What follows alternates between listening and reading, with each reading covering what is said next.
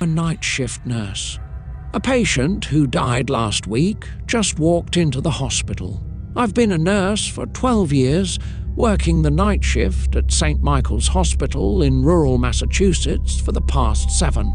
The quiet halls, the gentle hum of medical equipment, and the soft footsteps of my colleagues had become as familiar to me as my own heartbeat. Nothing could have prepared me for what happened last Tuesday night, an event that has shaken my belief in reality and made me question everything I thought I knew about life and death. The incident involved a patient named Margaret Chen, a 73-year-old woman who had been admitted 3 weeks prior with late-stage pancreatic cancer. During her stay, I had grown quite fond of her. Despite her condition, she maintained a quiet dignity and gentle demeanor that made her a favorite among the staff. She never complained, always thanked us for our care, and often shared stories about her grandchildren while we administered her medications. Margaret passed away the previous Wednesday at 3:47 a.m. I was there when it happened, holding her hand as she took her final breath. Her death was peaceful, expected, and properly documented. We followed all standard protocols. Her death certificate was signed, her body was transferred to the morgue, and her family held a funeral on Saturday. I know this because her daughter had sent our unit a thank you card on Monday, expressing gratitude for the care we provided during her mother's final days. That's why when I saw her walking down the fluorescent-lit corridor of the oncology ward at 2:15 a.m. on Tuesday night, my mind simply refused to process what my eyes were seeing. I was doing my regular rounds, checking on the patients in rooms 401 through 408, when I caught movement in my peripheral vision. The figure was unmistakable. Margaret's slight frame, her characteristic shuffling gait, even the blue and white floral robe she had worn during her stay. My first thought was that I was experiencing some sort of hallucination brought on by exhaustion. I had picked up extra shifts that week to cover for a colleague on maternity leave, and sleep deprivation can play cruel tricks on the mind. I remember closing my eyes, counting to 3, and opening them again, fully expecting the apparition to vanish. But she was still there, moving slowly but deliberately toward the nurse's station. The rational part of my brain began cycling through possible explanations. Perhaps it was a similar-looking patient who had wandered from another floor, maybe a family member who bore a striking resemblance. But as she drew closer, there was no doubt it was Margaret Chen, looking exactly as she had during her final days, down to the slight yellowing of her skin from jaundice and the way she held her right arm close to her body to protect her IV site, even though there was no IV present now. The temperature in the hallway dropped noticeably. I'm not speaking metaphorically. The sudden cold was so intense that I could see my breath forming small clouds in front of my face. The fluorescent lights above began to flicker, creating an intermittent strobe effect that made the scene even more surreal. The normal nighttime sounds of the hospital, the beeping monitors, the distant conversations, the squeaking of rubber-soled shoes on linoleum, all seemed to fade away, replaced by an oppressive silence. Margaret walked past me without acknowledgement, her eyes fixed straight ahead. I stood frozen, my clipboard clutched to my chest as she made her way to room 417, the room where she had spent her final days. The door opened without her touching it, and she disappeared inside.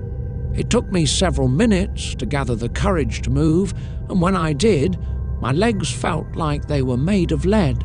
I approached room 417 with the cautious steps of someone approaching a sleeping predator. The room should have been occupied by Mr. Jenkins, a 60-year-old man recovering from pneumonia, But when I looked through the window, I saw that his bed was empty. The monitors were off, the sheets undisturbed, as if the room hadn't been occupied at all.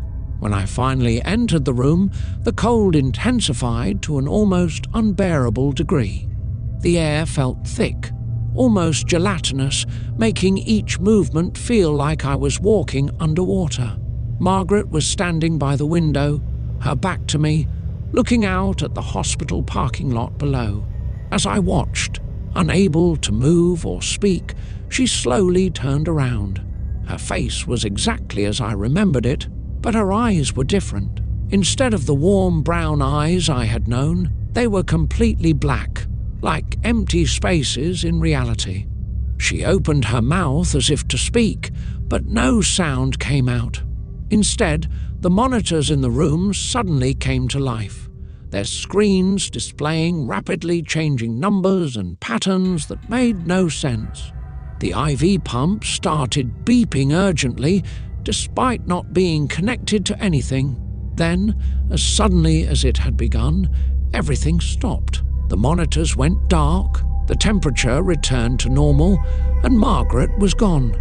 The room looked exactly as it had before, empty and pristine. I stood there for what felt like hours but must have been only minutes, trying to process what I had witnessed. When I finally regained my composure, I immediately went to check on Mr. Jenkins, who I found sleeping peacefully in room 419. According to the computer records and my colleagues, he had been moved there earlier in the day due to a plumbing issue in 417. But somehow this information hadn't been communicated to me at the start of my shift. I spent the rest of that night in a state of heightened awareness, jumping at every shadow and sound. I checked the security cameras the next morning, but they showed nothing unusual, just empty hallways and me standing still for several minutes outside room 417. The overnight maintenance log showed no temperature fluctuations or electrical disturbances. What happened next is perhaps even more unsettling than the apparition itself. Over the next few days, I began noticing strange patterns. Every patient who was subsequently placed in room 417 experienced unusually rapid recoveries. A woman with stage 4 lung cancer suddenly went into remission. An elderly man with severe heart failure showed dramatic improvement. A child with a resistant infection cleared up overnight. The medical staff attributed these recoveries to various factors: new treatment protocols, delayed medication responses, or simply the unpredictable nature of healing. But I couldn't shake the feeling that something more was at work. Each of these patients reported having unusually vivid dreams about being visited by a gentle Asian woman in a floral robe who would sit with them through the night. I began researching Margaret's history, digging deeper into her life beyond what we knew from her medical records. I discovered that before her retirement, she had been a practicing traditional Chinese medicine doctor, known in her community for her healing abilities. According to local stories, people would often experience miraculous recoveries after visiting her clinic. She had continued to help people even after her official retirement, offering advice and traditional remedies from her home. Some of her former patients claimed she had a special gift, not just medical knowledge, but a genuine ability to heal through her presence alone. They spoke of feeling an unusual warmth and peace in her company, and how their symptoms would often improve dramatically after spending time with her. I had attributed their stories to the placebo effect or simple gratitude, but now I wasn't so sure. The stories about room 417 began to spread through the hospital staff, though always in whispers and never in official reports. Nurses requested to be assigned to that room, claiming their patients seemed to rest better and recover faster there. The room developed a reputation as a lucky room, though no one could explain why. I haven't seen Margaret's apparition since that night, but her presence lingers in subtle ways. Sometimes, during my night shifts, I catch a faint whiff of the jasmine tea she used to drink, or hear what sounds like soft footsteps when the halls are empty. The temperature in room 417 occasionally drops unexpectedly, and the monitors sometimes display brief, inexplicable readings. I've spent countless hours trying to rationalize what I saw that night. The logical part of my mind suggests explanations involving stress, sleep deprivation, or some sort of mass hysteria to account for the subsequent events. But another part of me, the part that has spent years watching people navigate the boundary between life and death, wonders if there isn't something more. Working in healthcare, we're trained to trust in science, in what we can measure and document. We're taught that death is final, a clear line that can't be crossed. But my experience that night, and everything that has happened since, has forced me to question these assumptions. Perhaps the boundary between life and death isn't as absolute as we think. Perhaps there are those, like Margaret, whose dedication to healing is so profound that it transcends even death itself.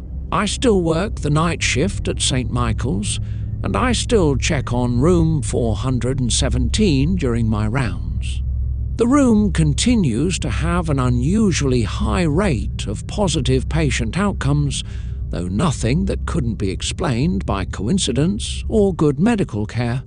But sometimes, when I'm alone in that room during the quietest hours of the night, I feel a familiar presence, gentle, caring, and somehow reassuring. I've never shared this story publicly before, partly because I fear for my professional reputation, and partly because I'm still not entirely sure how to explain what happened. But I know what I saw, and I know that something profound and inexplicable occurred that night. More importantly, I've come to believe that perhaps not all hauntings are meant to frighten. Sometimes, maybe, they're meant to heal. The experience has changed me as a nurse and as a person. I've become more open to the mysteries that exist at the edges of our understanding. While I still practice evidence-based medicine and follow all proper protocols, I've learned to pay attention to the things that can't be measured or documented, the subtle energies, the unexplainable recoveries, the moments of inexplicable connection between caregiver and patient. Margaret's last words to me before she passed were, "Sometimes healing comes from unexpected places." At the time, I thought she was referring to the alternative treatments she had tried during her illness. Now, I wonder if she was trying to tell me something more. Perhaps she knew that her work wasn't finished, that somehow, in some way, she would find a way to continue helping others even after she was gone. As I write this, I'm preparing for another night shift. Room 417 currently houses a young woman with a particularly aggressive form of leukemia who hasn't been responding well to treatment. Her latest lab results have shown a slight improvement, nothing dramatic, nothing that couldn't be explained by the normal fluctuations of the disease. But last night she mentioned having a dream about a kind woman in a floral robe who sat with her and held her hand, telling her everything would be all right. I didn't tell her about Margaret. I simply smiled and adjusted her blankets, but I made sure to leave a cup of jasmine tea on her bedside table, just in case we have any nighttime visitors.